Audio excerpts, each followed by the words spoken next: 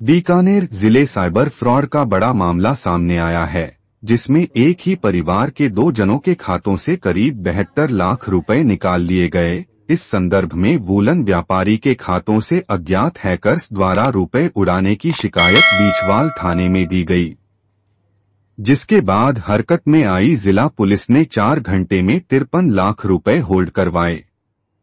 Police अधीक्षक तेजस्वनी गौतम ने बताया कि करनी इंडस्ट्री एरिया की ML फर्म संचालक सुरेश राठी ने CCRC को फोन कर इतला दी कि किसी अज्ञात हैकर्स ने उनके फर्म के खाते बैंक ऑफ बड़ौदा से बिना अनुमति दिए 2 ट्रांजैक्शन में क्रमशः 25 लाख व 22 लाख रुपए डेबिट कर लिए।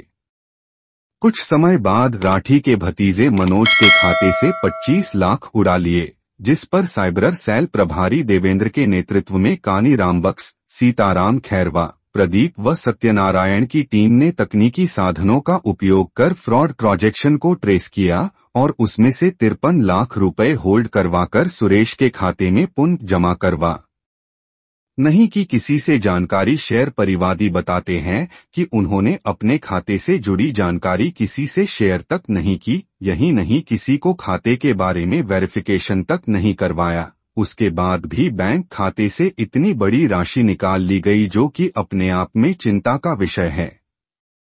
पुलिस का जताया आभार। पीड़ित सुरेश राठी ने 53 लाख रुपए होल्ड करवाने पर पुलिस अधीक्षक सहित साइबर सेल टीम का आभार जताया। वो भी इनोसेंट है, मुंबई के इनोसेंट है, उसने अपना खाता फ्रीज करा दिया, उसको भी नहीं पता उसका खाता कौन होल्ड कर रहा है।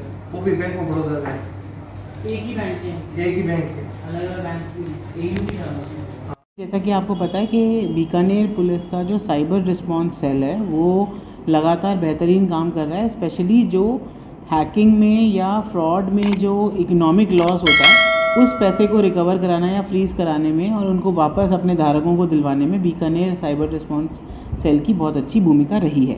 इसी क्रम में कल हमारे पास एक वुलन फैक्ट्री के काफ़ी बड़े बिजनेसमैन जिनका नाम सुरेश राठी जी है, ये साइबर थाने पे आए थे। उन्होंने अपनी कंप्लेंट दी, जिसको तुरंत साइबर सेल रिस्पांस टीम में भेजा गया और वहाँ पे ये देखा गया कि उनके विभिन्न अकाउंट्स से अलग अलग राशि अलग अलग ट्रांजैक्शन से उनके निकलने की कटने की सूचना उनके पास SMS के ज़रिए आई।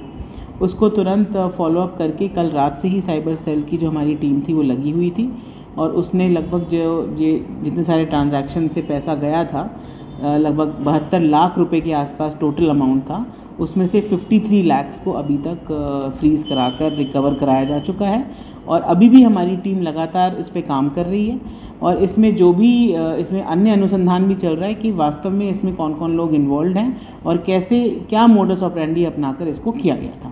कुछ पता चला कि ये उन्होंने किस प्रकार से OTP लिया, किस प्रकार से किया? अभी तक की जानकारी से ये आया है, कभी कभार पूरे बैंक के सर्वर को हैक करने की कोशिश करके भी इस तरीके का काम किया जा सकता है, बट क्योंकि इनके अभी तक OTP या कोई लिंक या इस तरीके की सूचना अभी तक इन्वेस्टिगेशन में या इंक्वायरी में अभी क्लियर नहीं हुई है, लेकिन हम हर बिंदु पर जांच कर रहे हैं और क्या इनकी मोडस ऑपरेंडी थी उस हिसाब से भी हम विधिक कार्रवाई करेंगे।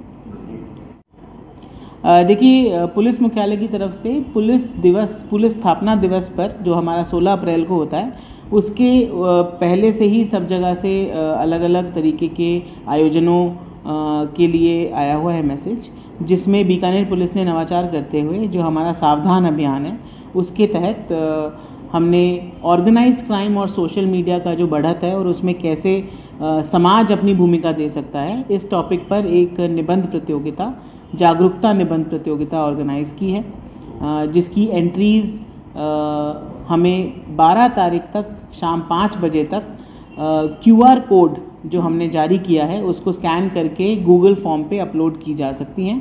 ये निबंध हिंदी और इंग्लिश दोनों में लिखा जा सकता है।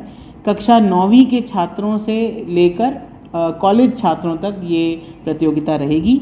इसमें 15 तारीख को जो श्रीमान IG साहब द्वारा एक संयुक्त संपर्क सभा ली जाएगी, उसमें इसके 8 बजे के करीब मेरे फ़ोन पर एक मैसेज आता है, 2-3 मैसेज है जिसमें मेरे खाते से फंड ट्रांसफ़र होने की जानकारी मिलती है। तो मैं तो ये पैसे मैंने ट्रांसफर नहीं किए, पैसे कहाँ से निकले हैं? मैंने मोबाइल लैपटॉप खोल के देखा तो ये एंट्रियाँ निकली हुई है, हमने की नहीं है। तो तुरंत प्रभाव से हमने बैंक को सूचना दी और साइबर सेल को सूचना की। मैं 25 लाख 2 और 22 लाख की एंट्री हमारे खाते से फ्रॉड हो चुका, हमारे साथ हैकर ने किया। फिर हम साइबर सेल में गए और उनको ये सूचना दी। इस तरह से उन्होंने बैंकिंग के आगे प्रोसेस जो होल्ड करना वो हमारे पास इस तरह से कोई मोबाइल 8:30 बजे हमें इन्फॉर्मेशन मिली।